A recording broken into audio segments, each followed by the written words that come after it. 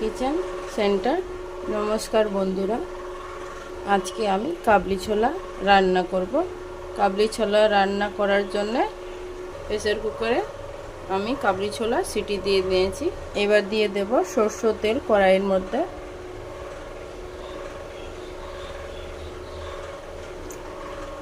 সরষের তেল দিয়ে দিলাম। এবার তেলটা গরম হয়ে গেছে, ফোড়ন দিয়ে দেব দালচিনি, একটা এলাচ, তেজপাতা।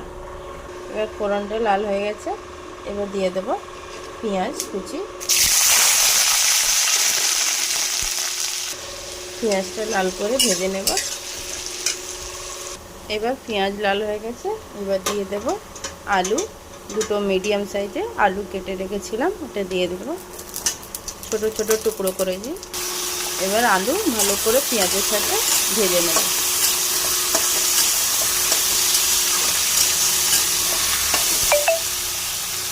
এবার আলুর সাথে পেঁয়াজ কষিয়ে নিয়েছি, এবার দিয়ে দেবো নুন, হলুদ। নুনটা দিয়ে দিলাম স্বাদ অনুসার। এবার দিয়ে দেবো হলুদ, হলুদটাও দিয়ে দিলাম।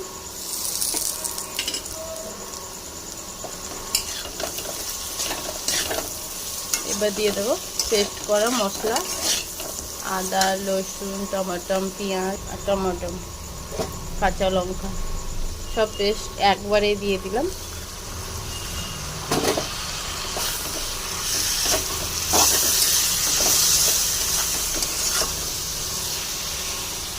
এবার আলুর সাথে মশলা কষানো হয়ে গেছে, এইদিকে কাবলি ছোলা সেদ্ধ হয়ে গেছে।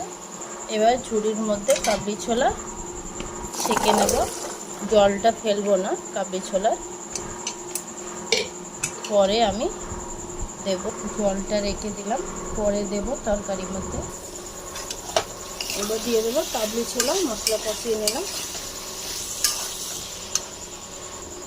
এবার দিয়ে দিলাম কাবলি ছোলা। এবার কাবলি ছোলা আলু মশলার সাথে ভালো করে কষিয়ে নেব। এবার সব কিছু দিয়ে কষিয়ে নিলাম। এবার দিয়ে দেব যেই কাবলি ছোলার জলটা দিয়ে দেব, দিয়ে দিলাম। জলটা দেখে বুঝতেই পারছো কাবলি ছোলার জল। এবার জলটা দিয়ে দিলাম। এবার ঢাকনা দিয়ে ঢেকে দেব 10 মিনিটের জন্য। সব কিছু রান্না হয়ে যাবে। ঢাকনা দিয়ে ঢেকে দিলাম।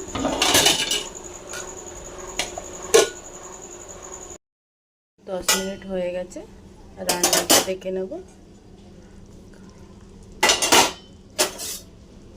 তরকারি হয়ে গেছে কাবলি ছোলা।